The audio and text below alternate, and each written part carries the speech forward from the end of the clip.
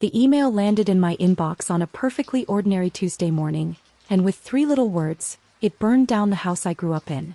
Not the physical house, of course. The bricks and mortar were fine. But the home, the feeling of it, the memories stored in its walls, the very foundation of my life, all of it turned to ash in an instant. The subject line was deceptively cheerful. Your DNA results are in, Chloe. I remember the scent of my coffee, a dark roast with a hint of cinnamon, filling my small apartment kitchen. The morning sun was streaming through the window, casting a warm glow on the polished wood of my dining table. It was a scene of such profound peace, the kind of quiet moment you take for granted until it's gone forever. I clicked the link, a giddy little flip of excitement in my stomach. This was supposed to be a good thing. A beautiful thing, even. Just a few months earlier, I had been racking my brain for the perfect 35th anniversary gift for my parents, Sarah and David. What do you get for the couple who has everything? And they really did have it all. Not in a material sense. We were a comfortable middle-class family, nothing extravagant, but they had the one thing money could never buy. A genuine, time-tested, unshakable love. My parents were the stuff of legends among my friends. The high school sweethearts who actually made it. They still held hands when they walked down the street. My dad, David, still looked at my mom, Sarah, like she was the only woman in the world. He was a man of quiet strength, a carpenter by trade, with hands that were calloused and strong but could be impossibly gentle. He smelled of sawdust and old spice, a combination that, to me, was the scent of safety. He was the one who taught me how to ride a bike, how to check the oil in my car, and how to face the world with a steady heart. His love was a constant like the northern star. My mother was his perfect counterpart. She was the laughter, the warmth, the heart of our home. Her garden was a riot of color, her kitchen always smelled of baking bread or simmering soup, and her hugs could cure anything.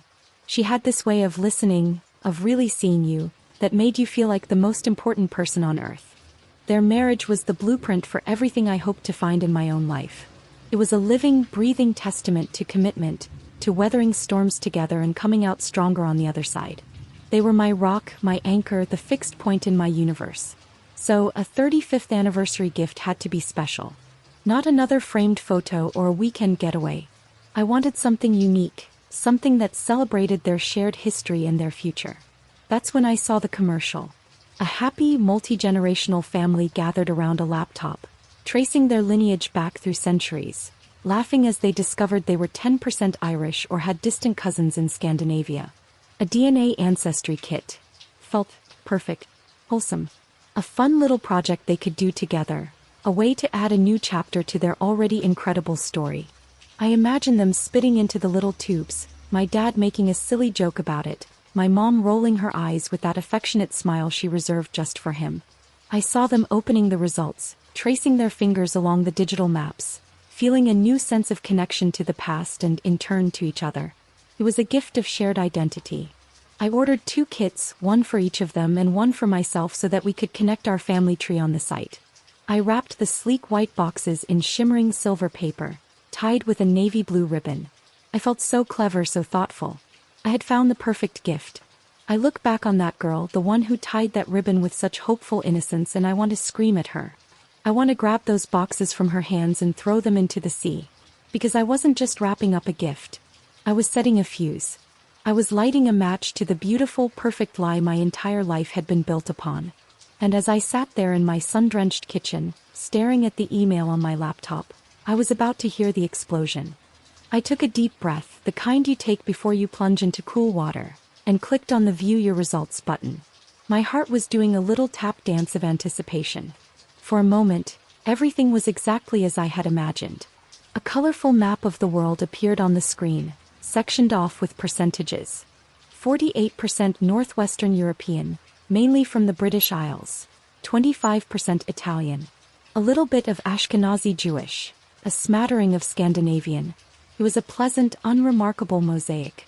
I smiled to myself, tracing the borders on the screen. The Italian part was from my mom's side, her grandmother having emigrated from a small village near Naples. The rest, I assumed, was from my dad. He was a quiet man who never spoke much about his family history, mostly because he didn't know it. His parents had passed away when he was young, and the relatives he had were distant and scattered. This, I thought, would be a gift to him, too. a way to fill in the blank pages of his own story. I scrolled down the page past the ancestry timelines and the Neanderthal variants. I was looking for the feature I was most excited about, the DNA relatives. The site promised to connect me with living relatives who had also taken the test. I had already linked my mother's kit to my account, as she wasn't very tech-savvy. My dad had insisted on setting up his own account, a small point of pride for him. I had walked him through it over the phone, listening to him mutter as he tried to remember his password. I clicked on the Relatives tab. The page loaded, and at the very top under the heading Parent/Child, was my mother's name, Sarah Miller, a perfect match. A little green dot next to her name showed she was online, probably browsing her own results. I felt a surge of warmth.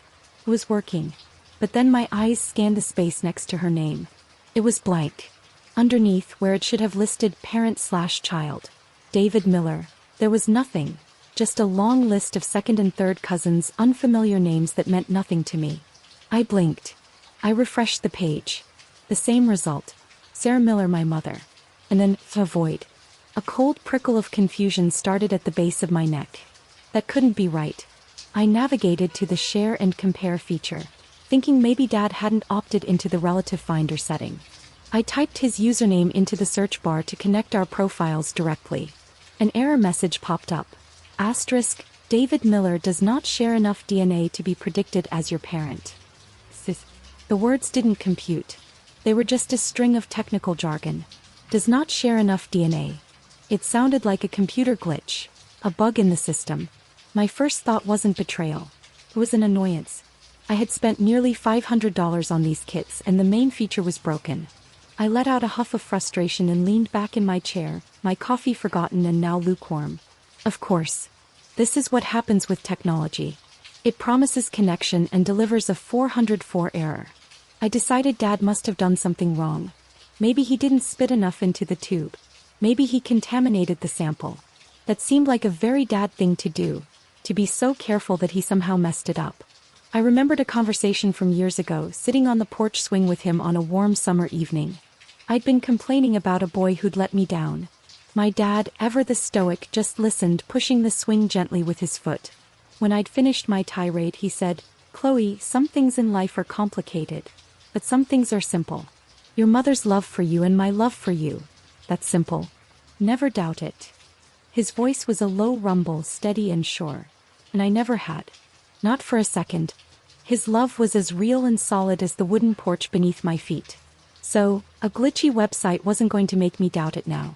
It was a puzzle, that's all, a technical problem to be solved.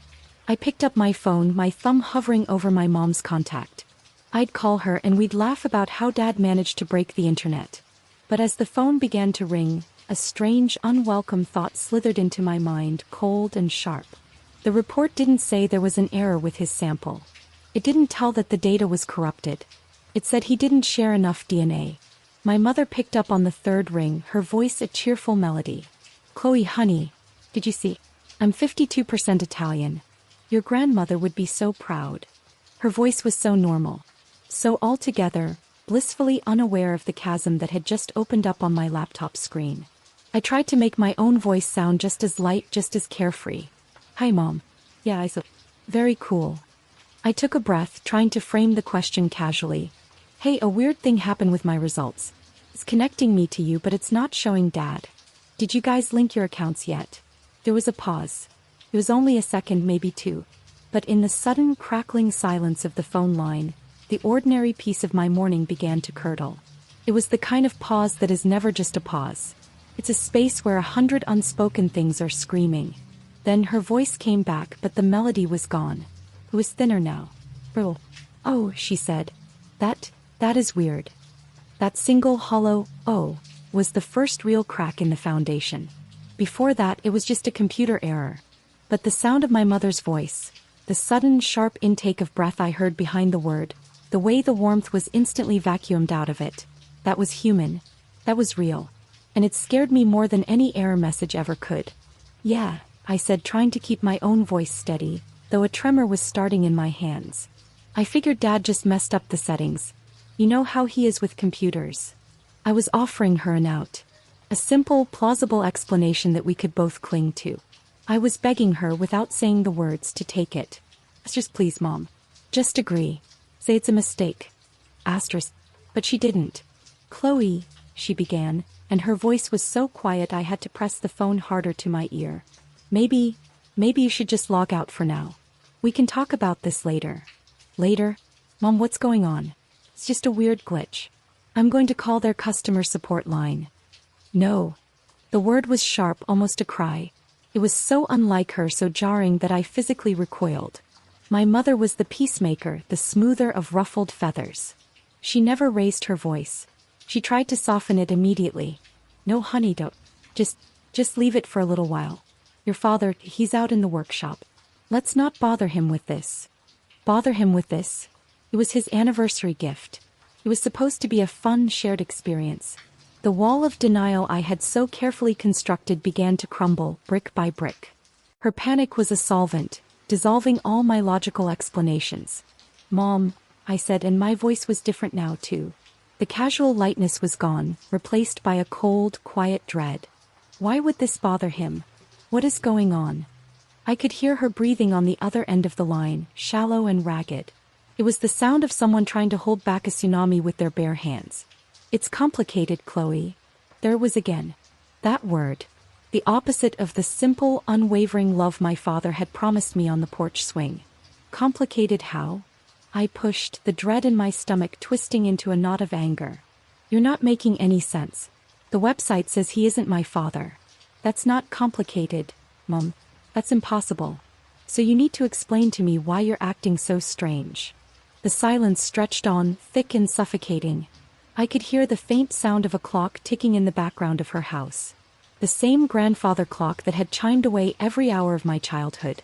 It was a sound that had always meant comfort, stability, home. Now it sounded like a bomb.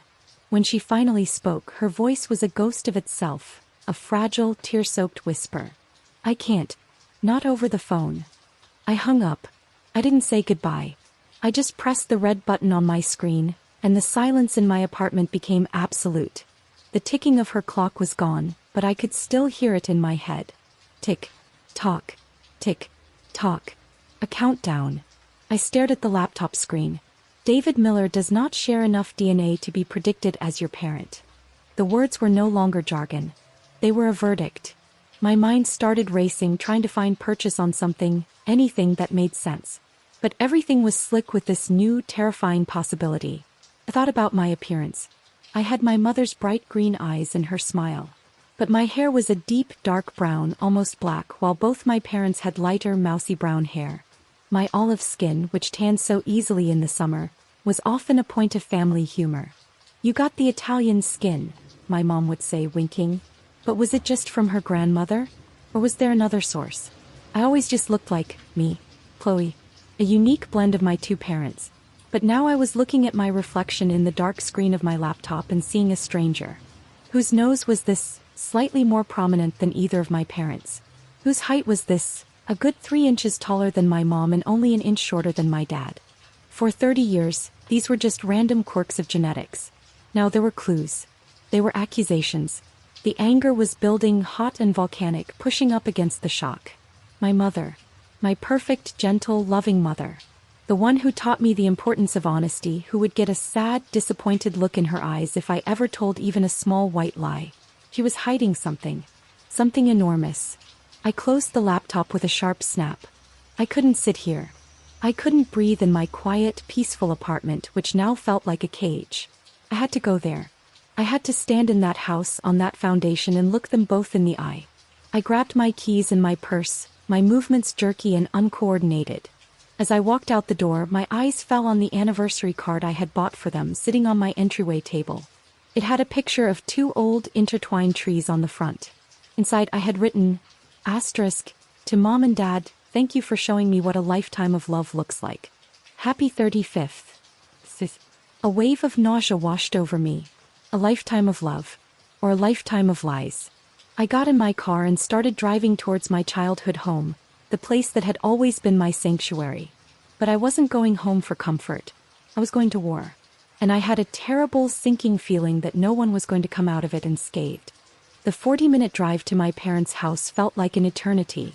Every traffic light, Every slow-moving car in front of me felt like a personal affront, a barrier keeping me from the truth. My hands were clamped to the steering wheel, my knuckles white. The calm, reflective woman who had been sipping coffee in her sunlit kitchen an hour ago was gone. In her place was someone I didn't recognize, someone fueled by a cold, searing rage. I replayed my mother's words over and over in my head. Asterisk, it isn't very easy.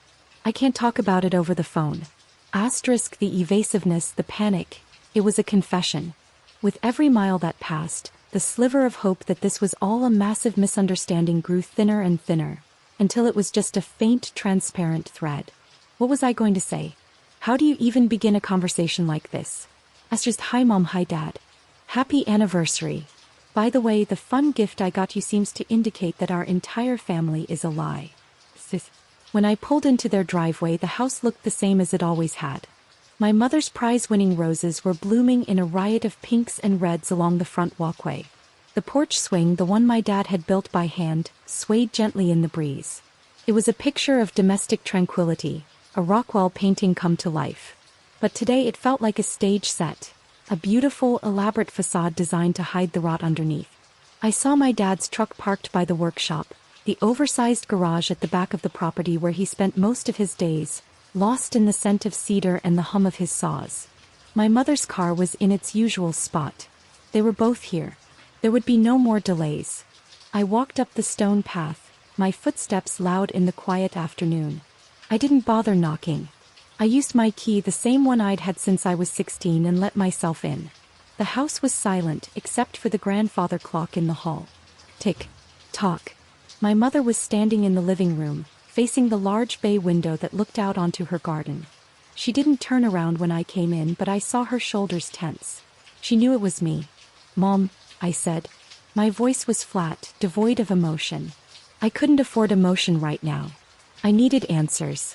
She turned slowly. Her face was pale, her green eyes wide and shadowed with a fear I had never seen in her before. She had been crying. The faint redness around her eyes gave her away. She looked fragile, older than she had just a few days ago. A part of me, the part that had loved and trusted her for 30 years, felt a pang of pity. I crushed it. Chloe, she whispered. I was going to call you back. Were you? I asked, my voice dripping with a sarcasm that was foreign to me. Or were you just hoping I'd forget? That I'd just accept the computer was broken and move on? I walked further into the room, stopping about 10 feet from her. I felt like a prosecutor in a courtroom. I want you to look me in the eye and tell me it's a mistake. Tell me the DNA test is wrong and Dad is my father. She opened her mouth, but no sound came out. Her gaze flickered away from mine, down to the worn Persian rug at her feet. And in that moment I knew.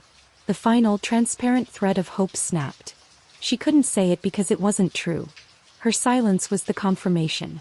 It was the gunshot that shattered the perfect portrait of our family. Tears sprang to her eyes, thick and hot. Chloe, please. You have to understand.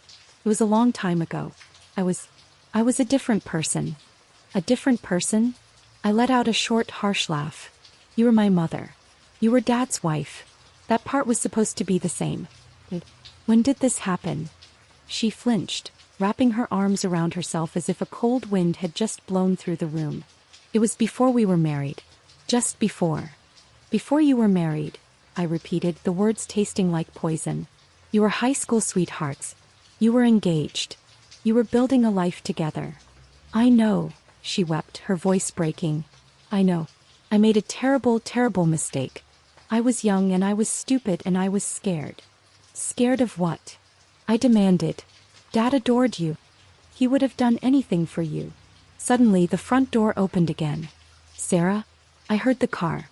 Is Chloe here? It was him. My dad. He walked into the living room, a smile on his face, his eyes crinkling at the corners in that familiar, gentle way. He was holding a small, intricately carved wooden bird in his hand, its surface sanded smooth as silk. He must have been working on it for me. He was always making me little things. The smile vanished the second he saw my face and then my mother's.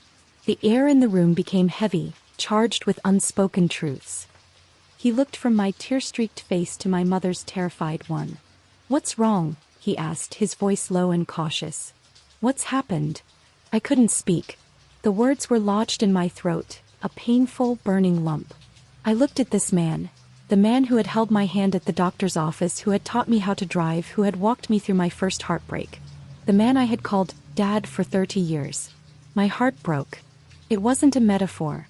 I felt a physical crack in my chest, a deep, shearing pain. My mother was the one who spoke. Her voice was barely audible. David, the DNA test. The anniversary gift from Chloe. He looked at her confused. What about them? I got my results this morning. A lot of English and Irish, just as I suspected. Not much else. I was going to show you tonight. He was still trying to find the normal in the room, still trying to make it all okay. My gaze was locked on my mother, waiting. This was her secret. Her why. He had to be the one to tell it. David, she said, her whole body trembling now. There's something on Chloe's results. It's saying you and you're not. She couldn't finish the sentence. Her face crumpled and a sob tore from her throat. My dad stood frozen, the small wooden bird still in his hand. His eyes, full of gentle confusion, moved from my mother's devastated face to my own. He was searching my features, looking for an answer. He didn't understand. It was so far beyond the realm of what he could comprehend that the words weren't landing. So I was the one who said it. I had to make it real. My voice came out as a harsh whisper. It says you're not my biological father. The wooden bird fell from his hand. It hit the hardwood floor with a soft, dull clatter. The sound was deafening in the silence. He didn't seem to notice. His face, which had been so open and warm just moments before, slowly turned to stone. The light in his eyes went out. He just stared at my mother, his expression one of utter, hollow disbelief. Sarah, he said. Just her name. But the way he said it held 35 years of love and trust, and the sound of all of it shattering at once. Sarah, what is she talking about? My mother couldn't meet his gaze. She stared at the floor, her shoulders hunched, as if the weight of his question was a physical force pressing her down. The silence in the room stretched and thinned until it felt like it would snap. The grandfather clock continued its relentless ticking, each second a hammer blow against the fragile stillness. Sarah. My dad's voice was different now. The gentle confusion was gone, replaced by a raw, ragged edge. It was the voice of a man standing on the edge of a cliff, feeling the ground crumble beneath his feet. Tell me she's wrong. Tell me this is some kind of sick joke. He took a step toward her, his hands clenched into fists at his sides. He wasn't a man prone to anger. I could count on one hand the number of times I'd seen him truly lose his temper. But this wasn't just anger. This was a more profound, more primal agony, the unraveling of his entire world. Finally, my mother lifted her head. Her face was a mess of tears and shame. I can't, she choked out. David, I'm so sorry. I'm so sorry. That was it. The admission. The confirmation that killed the last flicker of hope in his eyes. He stumbled back a step as if he'd been physically struck. He leaned against the doorframe, his hand coming up to brace himself. He looked at me, his eyes wide with a pain so profound it stole my breath. He was looking at me like he'd never seen me before. And in a way he hadn't. The daughter he thought he knew, the one who was a piece of him and the woman he loved had just vanished. In her place was a stranger. A symbol of his wife's ultimate betrayal. Who? He whispered, the word barely a breath. The question was directed at my mother, but his eyes were still locked on me. My mother shook her head, fresh tears spilling down her cheeks. It doesn't matter. It was a lifetime ago. It meant nothing. Nothing? He roared, and the sound echoed through the silent house. It was a sound of pure, unadulterated heartbreak. He gave you a child. My child. The daughter I raised. The daughter I love. Don't you dare tell me it meant nothing. He pushed himself off the doorframe and began to pace the living room, his movements agitated like a caged animal. He ran his hands through his hair, his face a mask of torment. 35 years, Sarah. 35 years you let me believe she was mine.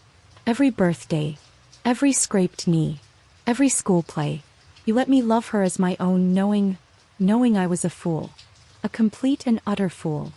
You are her father, my mother cried, finally finding a spark of defensiveness. You are the one who raised her, who loved her, who was there for her every single day. Blood doesn't make a father, David. You do. Don't you use that against me, he shot back, his voice cracking. Don't you dare use my love for her as your excuse. I had a right to know. We were supposed to be a team. No secrets. That's what we promised each other." He stopped pacing and pointed a trembling finger at her. "You stood at an altar with me. You made vows."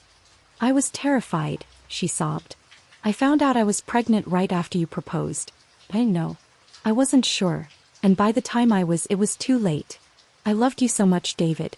I was so scared of losing you. I made a choice. A horrible, selfish choice. But I made it for us. To protect our family. Protect it." He let out a bitter, hollow laugh. "You didn't protect it. You built it on a lie. This whole house, this whole life, it's a lie."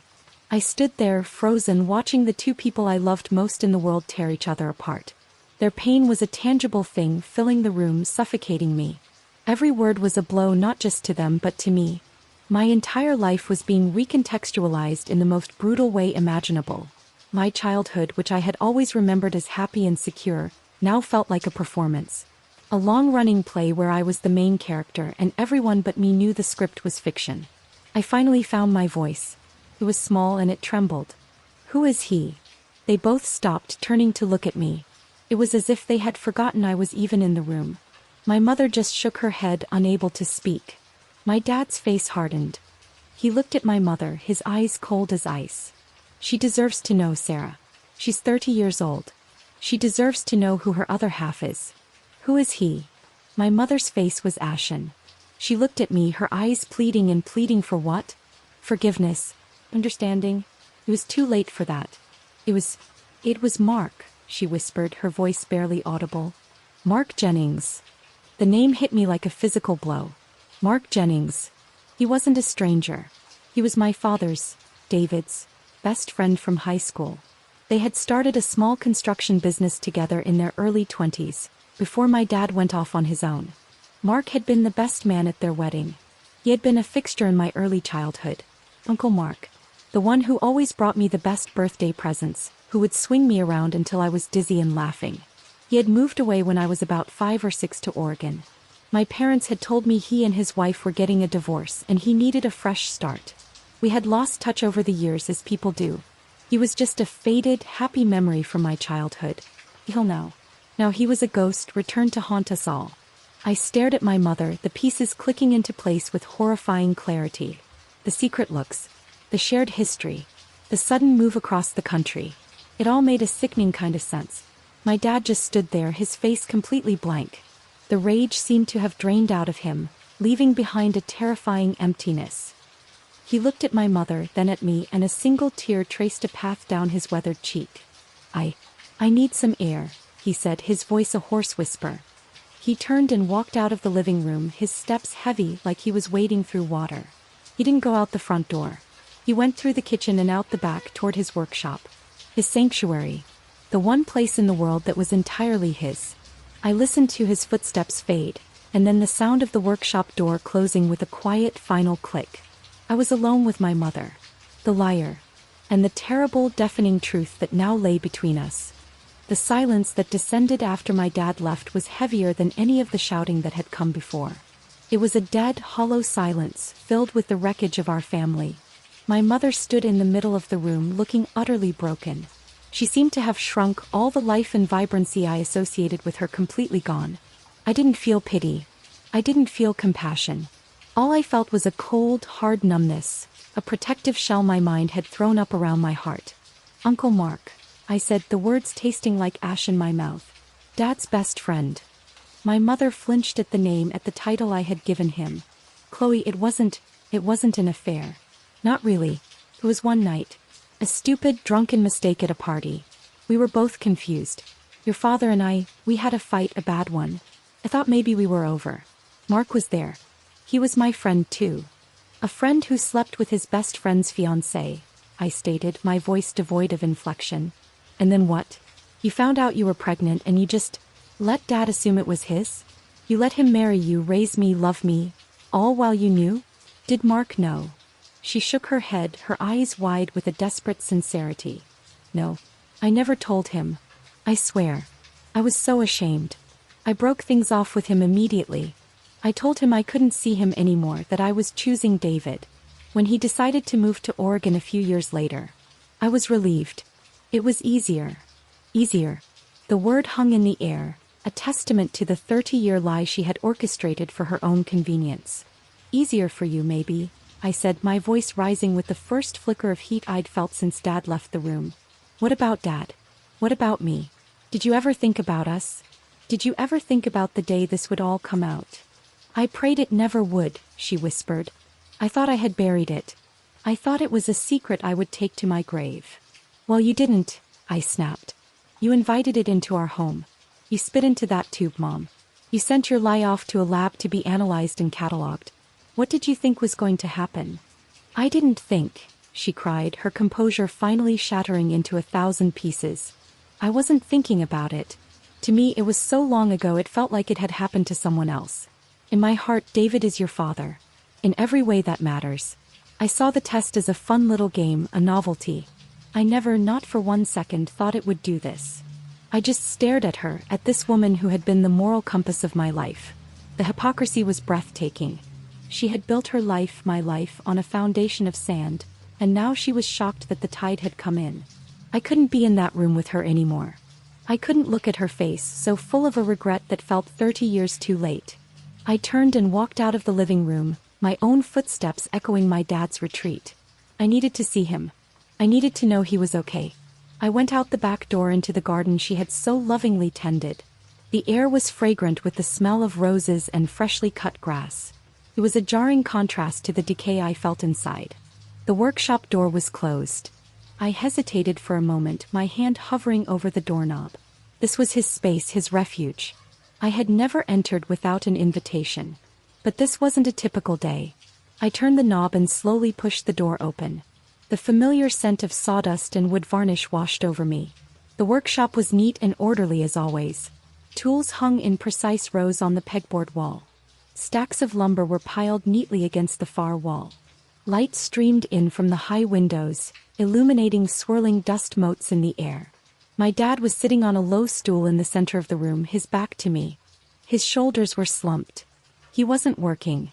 He was sitting there, staring at the half-finished rocking horse he was carving for a neighbor's new baby. I saw the little wooden bird he had dropped on the floor earlier. It was sitting on his workbench, perfectly carved, impossibly smooth, a gift for a daughter who was no longer his. Dad, I said softly. He didn't turn around. He just sighed, a long, ragged sound of utter exhaustion. I'm not your dad, Chloe. Turns out I never was. The words were a knife in my heart. Don't say that, I pleaded, taking a step closer. Please don't say that. You're my dad. You're the only dad I've ever known. You're the one who was there. Mom was right about that. Blood doesn't matter. He finally turned his head and the look on his face crushed me. The emptiness was gone, replaced by an ocean of hurt. Does it not? He asked, his voice rough. It seems to matter a whole lot right now. It mattered enough for your mother to lie to me for our entire marriage. It matters enough that the man whose blood you actually carry was my best friend. He choked on the words. I hate this, I said, my own tears finally starting to fall. I hate what this is doing to you. I hate her for doing this to you. He looked away, back at the rocking horse. She made her choices, and I made mine. I chose to trust her. I chose to believe in the life we built. He ran a hand over the smooth, curved head of the wooden horse. Every nail I hammered into this house, every board I cut, I did it for you and for her, for our family. Thought it was real. I thought I was building something that would last. It is real, I insisted, my voice thick with tears. The love was real. My love for you is real. He was silent for a long time. He picked up a piece of sandpaper and began to run it over the wood, the rhythmic, scraping sound filling the space between us. It was a familiar, comforting sound from my childhood, the sound of my father at work, creating something beautiful and strong with his hands. But now it just sounded sad. I don't know what's real anymore, Chloe, he said without looking up. I need time. I need to think. I knew it was a dismissal. He wasn't pushing me away out of anger, but out of a deep, soul-crushing need to be alone with his shattered reality. I wanted to hug him, to tell him that we would get through this, that he would always be my father no matter what a stupid test said. But what good were words now? Words were the things that had lied to him for 35 years. So I just nodded even though he couldn't see me. "Okay, Dad," I whispered. I backed out of the workshop, pulling the door quietly shut, leaving him alone in his sanctuary of wood and silence. I walked back through the garden, past the beautiful roses and into the house. My mother was still in the living room, but she was on the phone now, her back to me, her voice a low, urgent murmur.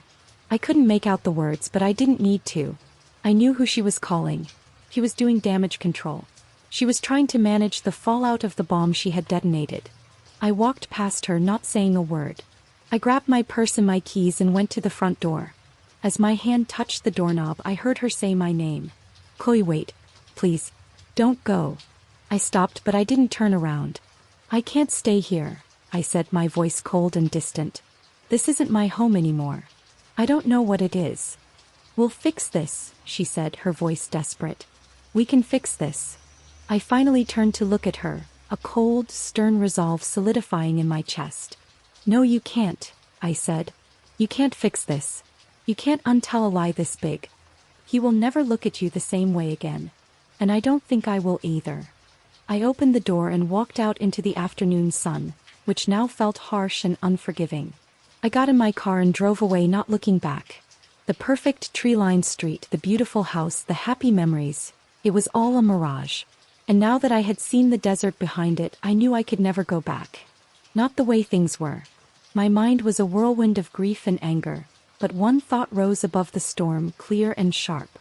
Mark Jennings, my biological father. He was out there in Oregon living his life, completely unaware that he had a 30-year-old daughter.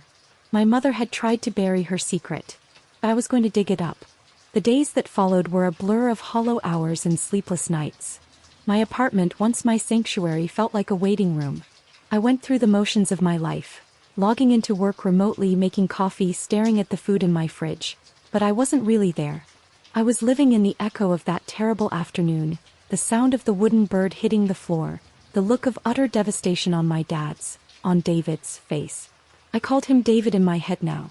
It felt strange, unnatural, like wearing shoes on the wrong feet. But calling him Dad felt like a lie, and I was so sick of lies. He wasn't answering my texts or calls. I knew he needed space, but the silence was a constant, gnawing anxiety. Was he eating? Was he sleeping? Was he sitting in his workshop, surrounded by the ghosts of a life he thought was his? My mother, on the other hand, wouldn't stop calling. Her name would flash on my screen, followed by a string of desperate, rambling voicemails. "Chloe, please, we need to talk. Your father isn't speaking to me. This is tearing me apart. Please, just call me back." I listened to them with a cold detachment, deleting each one without a reply. Her pain felt like a currency she was trying to use to buy my sympathy, and I was bankrupt. My anger, which had been a hot, explosive thing in their living room, had now cooled and hardened into something else. Resolve. My mother had made her choice 30 years ago, an option to protect herself by burying the truth. Now I was going to make mine. I was going to find it. Finding Mark Jennings wasn't hard. In the age of the internet, no one is truly lost. I remembered his name, his approximate age, and the state he'd moved to. A few hours of determined searching led me to a Jennings fine woodworking website based in a small town just outside of Portland, Oregon. The About Us page had a photo. It was an older man, his hair now mostly gray, with kind eyes and laugh lines. But it was him. It was the face from my mother's old photo albums. The face of Uncle Mark. Staring at his picture, I felt a strange and unsettling mix of emotions. There was a flicker of recognition, not from memory, but from my own reflection. I saw the shape of my nose, the set of my jaw. It was like looking at a piece of a puzzle I never knew I was missing. There was also a surge of resentment. This man had no idea I existed. He had lived his whole life free of the burden that had just shattered mine. I didn't know what I wanted from him. An apology? An explanation? Did I want him to be a father to me? God, no. David was my father. But I needed to look this man in the eye. I needed to see the other half of my own story. I needed him to know that this stupid, drunken mistake my mother had tried to erase had a name, a life, and a heart that was currently broken. I booked a flight to Portland for the upcoming weekend. I didn't tell anyone where I was going. This was my journey, my action to take in the rubble of my life. It felt like the only thing I could control. The night before my flight, I drove back to my parents' house. I didn't go to the front door. I parked down the street and walked around to the back to the workshop. A soft light was glowing from within. I crept up to the window and peered inside. David was there, sweeping up sawdust. The workshop was immaculately clean, almost sterile. The half-finished rocking horse was gone. He looked thinner, his movements slow and deliberate. He wasn't living in the main house with my mother. I was sure of it.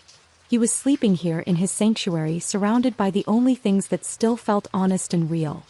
His tools and his wood. My heart ached for him. I wanted to knock on the door to tell him that I was still his Chloe, that nothing had to change. But things had changed. I was flying across the country to meet the man who was my biological father. How could I tell him that? How could I add more pain to the agony he was already in?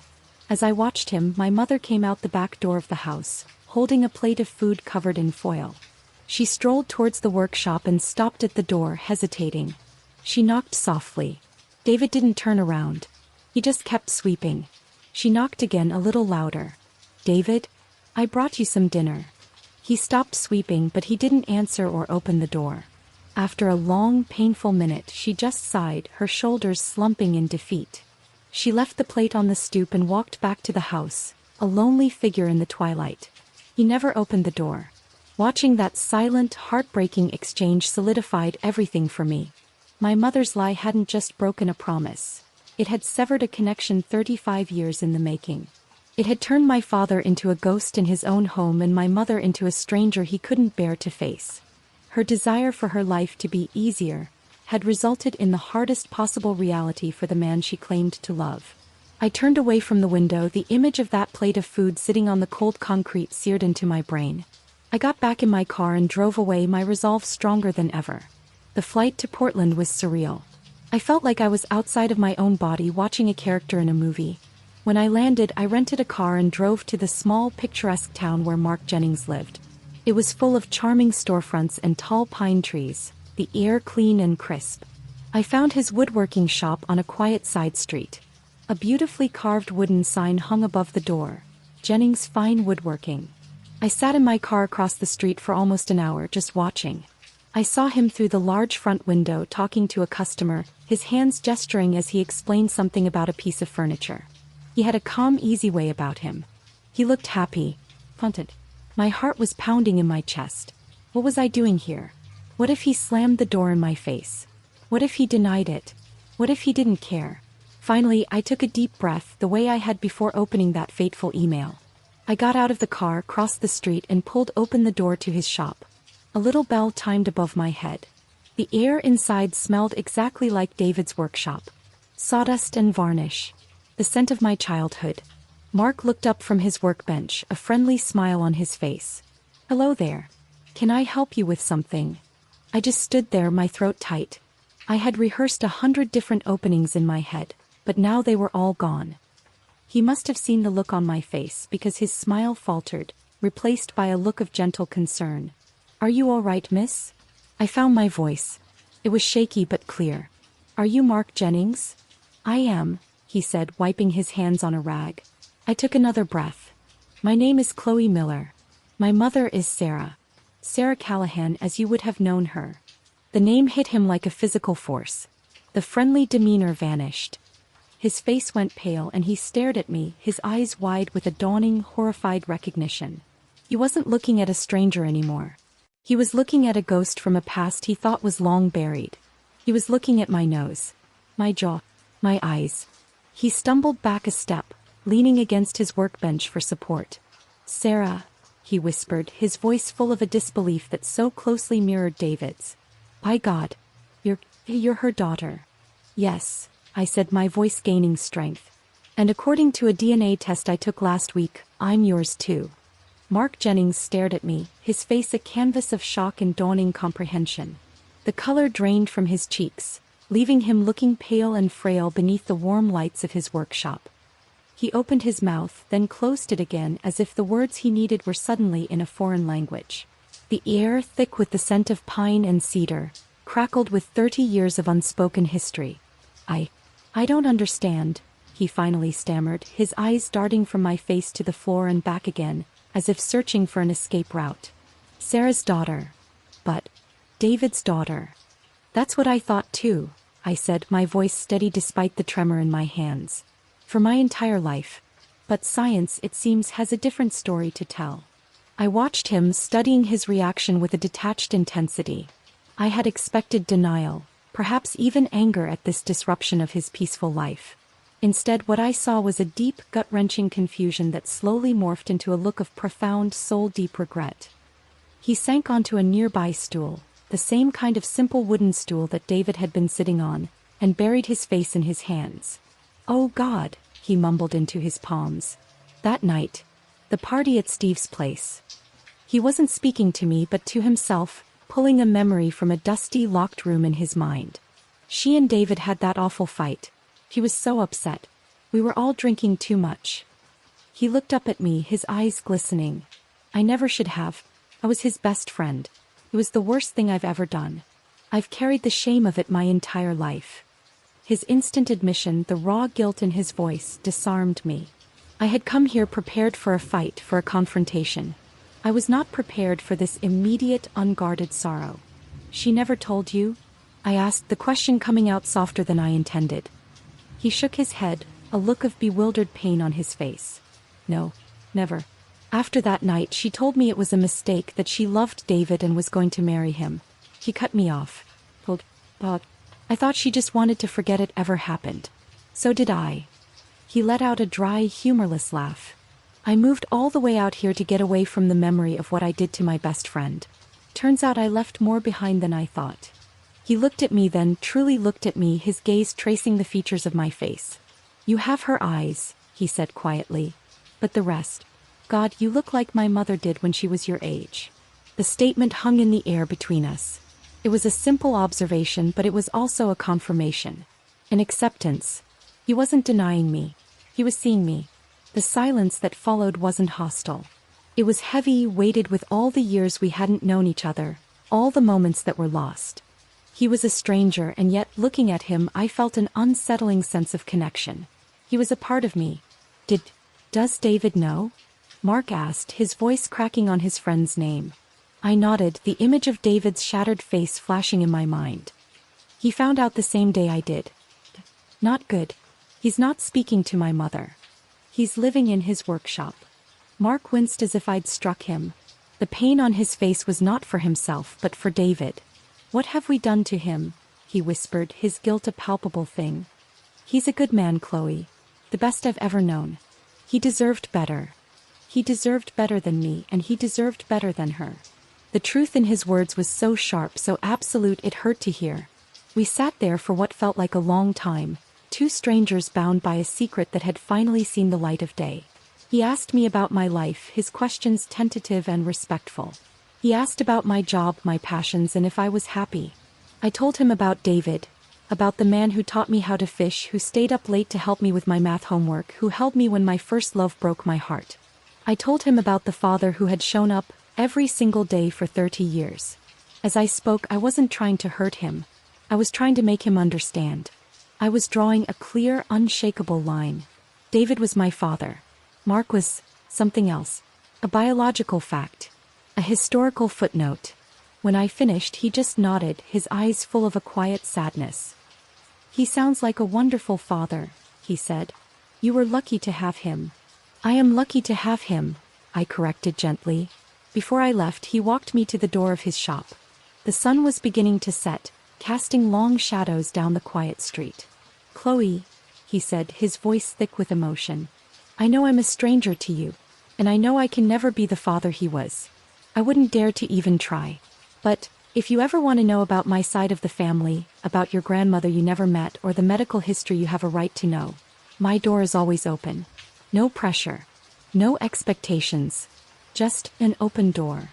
I looked at this man, this ghost from my mother's past, and I saw not a villain, but a flawed human being drowning in a sea of 30-year-old regret. He wasn't asking for anything from me. He was offering. I nodded. "Thank you." As I walked back to my rental car, I felt a strange sense of release. I had come here seeking. I wasn't sure what. Confrontation, answers. But what I found was a quiet, sorrowful truth. There was no grand conspiracy. There was just a mistake, a lie born of fear and a lifetime of consequences. The trip had given me a strange, unexpected clarity. The anger I felt toward my mother hadn't vanished, but it was no longer the all-consuming fire it had been.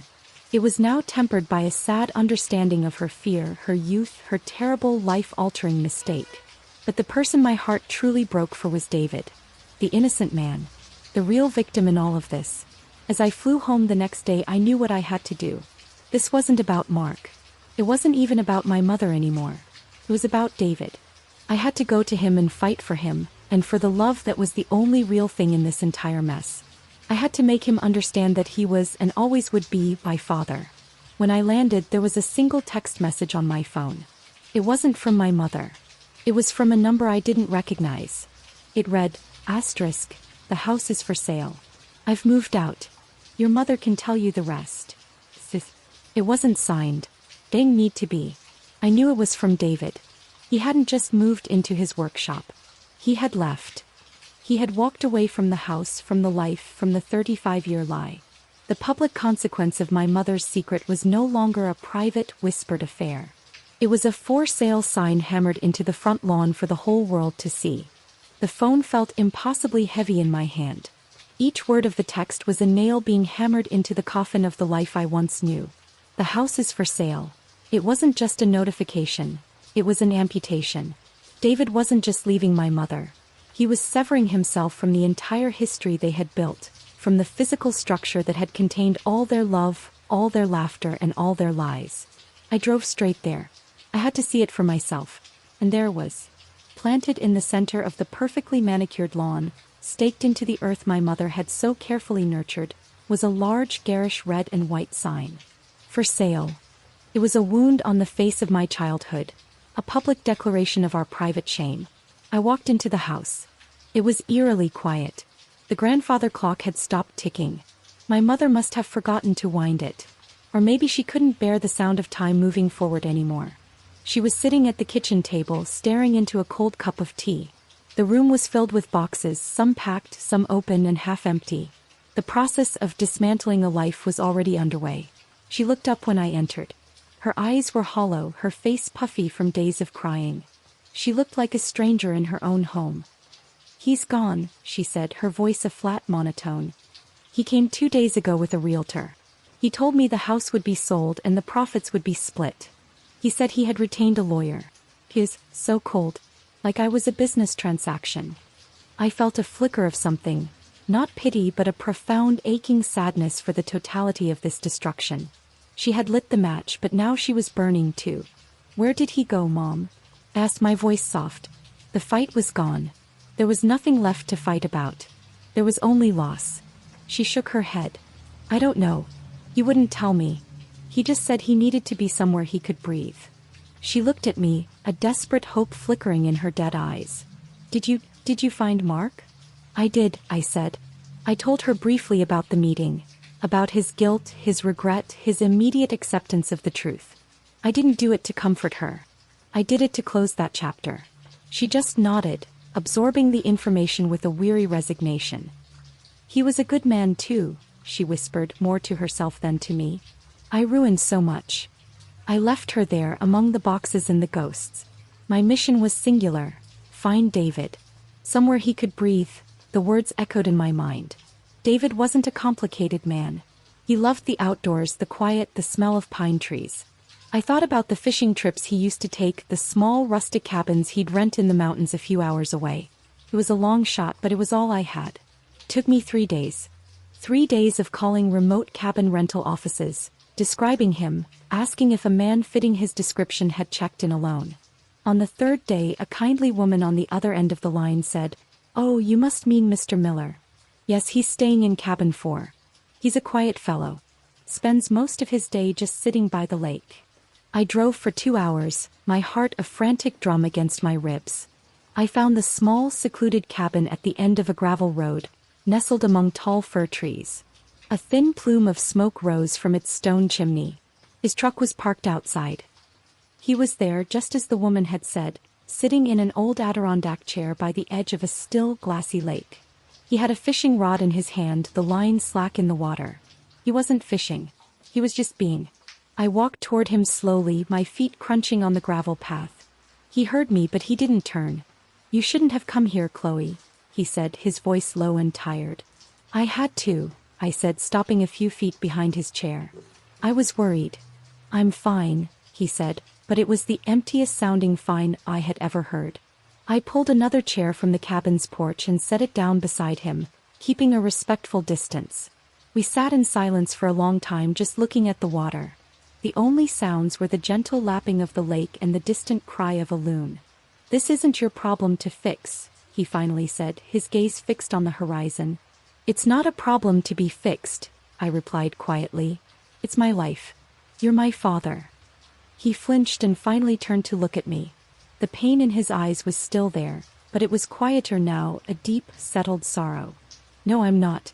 We have to stop pretending. A test in a lab proved that." "A test in a lab proved I don't share your DNA," I said, my voice firm but gentle. "That's all it proved. It didn't erase the 30 years you spent raising me. It didn't erase you teaching me how to ride a bike on this very lake when I was 6. You held on to the back of the seat and you promised you wouldn't let go, and I believed you. And when you finally did let go and I was pedaling on my own, the look of pride on your face. That was real. A lab can't test for that." Tears welled in my eyes, but I didn't let them fall. "A lab can't test for the hours you spent helping me build that terrible bookshelf for my college apartment, or for the way you always knew something was wrong just by the sound of my voice on the phone. It can't test for the feeling of safety I've had my entire life, just knowing you were in the world." I leaned forward, my hands clasped together. "That love was real, Dad. Your love for me and my love for you. It's the truest thing in my life. And I won't let a lie from 30 years ago take that away from me. I won't let it take you away from me." He was silent, but a single tear escaped his eye and traced a path through the lines on his face. He turned back to the lake, but his posture had changed. The rigid wall he had built around himself had a crack in it. "She took everything from me, Chloe," he whispered, his voice thick with grief. "The life I thought I had. The memories. It's all tainted now." "I know," I said softly. "And I am so sorry for the pain she caused you. But she didn't take me. I'm still here. And I'm still your daughter." I paused, taking a leap of faith. "And you are still my dad." We sat there until the sun dipped below the mountains, painting the sky in shades of orange and purple. We didn't solve everything. The house was still for sale. The marriage was still over. The pain was still raw. But something had shifted. We were two people, a man and a woman, choosing each other. Not because of biology, but because of a shared history. Because of love. A love that was real and had been earned day by day for 30 years. He finally reeled in his line. He stood up, his joints stiff, and looked down at me. "It's getting cold," he said, his voice raspy. "I've got a fire going inside. There's soup on the stove if you're hungry." It wasn't an "I love you." It wasn't an "it's all okay." But it was an invitation. It was a start. It was a father, however broken, offering his daughter a bowl of soup. And in that moment it was everything. That bowl of soup wasn't a magic cure. It didn't erase the years of deception or mend a broken marriage. But it was a beginning. A quiet acknowledgement that our bond, the one forged in skinned knees and bedtime stories and unwavering presence, was worth more than a secret he never knew existed. It's been 2 years since that email arrived on that ordinary Tuesday morning. The house I grew up in was sold to a young family with children of their own. I see them sometimes when I drive through my old neighborhood, a little boy learning to ride his bike on the sidewalk where I knew, and it feels like watching a scene from a life that belongs to someone else. It is. My mother lives in a small condo across town. Our relationship is a fragile, careful thing. Forgiveness, I've learned, is not a single event. It's a landscape you traverse, and some days the path is clear and other days it's covered in fog. The anger has faded, replaced by a profound, aching sadness for the fear that drove her to make such a choice, and the price she and all of us ultimately paid for it. We are trying to find our way back to each other, but secrets leave a permanent chill, and I don't know if we will ever get back the easy warmth we once had. I never spoke to Mark Jennings again. His role in my life was to be a catalyst, a name on a page that forced a truth into the light. He is a biological fact, not a father. My father is the one who answers the phone when I call. And David, my dad, he never went back. He built a new, smaller house for himself with a workshop that smells of cedar and honesty. Our relationship is quieter now, but in some ways, it is stronger. It's not something we take for granted anymore. It is a choice we both actively make. We have lunch every Sunday. We talk about his projects, my work, and the weather. We don't talk about the lie. We don't have to. Our love is no longer defined by the blood we don't share, but by the 30 years of life we did. He is the man who raised me. He is the man who shows up. He is my father. A simple, innocent gift, meant to celebrate a shared history, ended up tearing my family apart. But in the wreckage, it also revealed a more profound, more resilient truth. It taught me that a family isn't something you are born into. It's something you build. It's built with love and with time, with sacrifice and with showing up. It's built by the people who choose you and the people you choose back, especially after the foundations have crumbled. And it makes me wonder, as I look back on all this pain and all this rebuilding, what do you believe honestly makes a family? Is it the blood that runs through our veins, or is it the unconditional love that we choose to give day after day no matter what? I would be so grateful to read your thoughts and your own stories in the comments below. If my story has touched your heart, and you believe in the power of sharing our human experiences to find lessons and healing, I hope you'll consider subscribing and becoming a part of this community. Thank you for listening.